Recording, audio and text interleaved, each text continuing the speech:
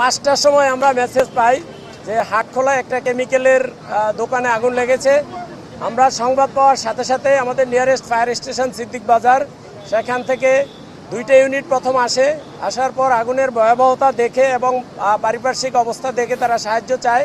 এরপর যেহেতু কেমিক্যালের আগুন, আমরা কিছু স্পেশালাইজড গাড়ি নিয়ে আসি তো আমাদের মোট 7টা ইউনিট এখানে আসছে, বাট আমরা 4টা ইউনিট কাজ করেছি আর বাকি 3টা ইউনিট আমাদের স্ট্যান্ড বাই ছিল।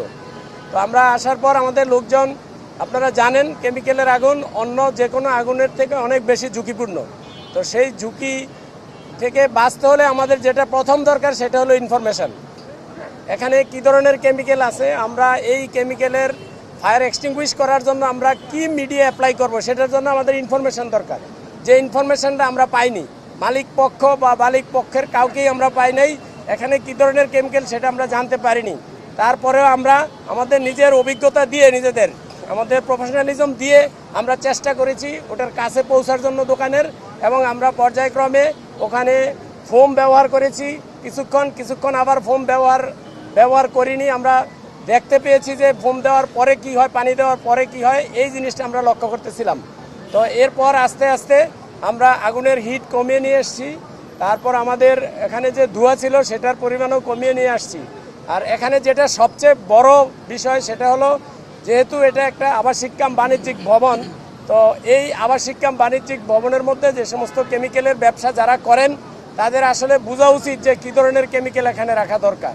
যে কেমিক্যাল এখানে আছে এগুলো হেলথ হ্যাজার্ড, স্বাস্থ্যের জন্য খুবই ঝুঁকিপূর্ণ, এগুলো ফ্লেমেবল এবং এগুলো হলো এক্সপ্লোশনও হতে পারত।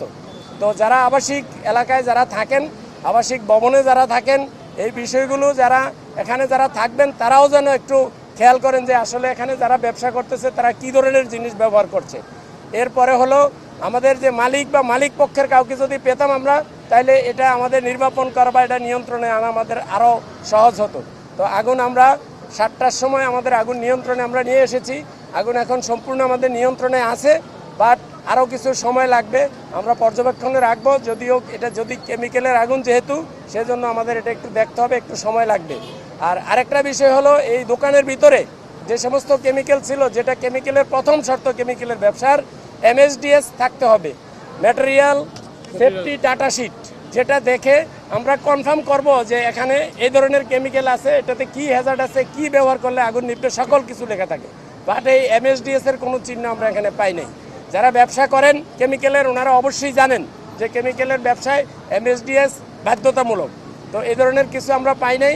তো আমরা এখন যেটা করব সেটা হলো, যারা এই কেমিক্যালের ব্যবসা করতেছেন এগুলো আমরা থরলি ভিজিট করব। যদিও আমরা আগেও ভিজিট করেছি, তাদেরকে নোটিশ দিয়েছি।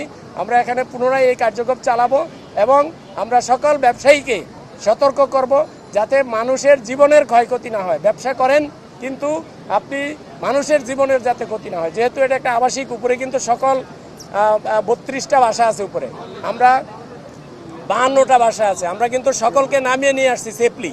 তো যে কোনো বড় ধরনের দুর্ঘটনা ঘটতে পারতো। তো আল্লাহর অশেষ রহমত যে কোনো বড় ধরনের দুর্ঘটনা ছাড়াই আমরা আগুনটাকে নিয়ন্ত্রণে নিয়ে এসেছি।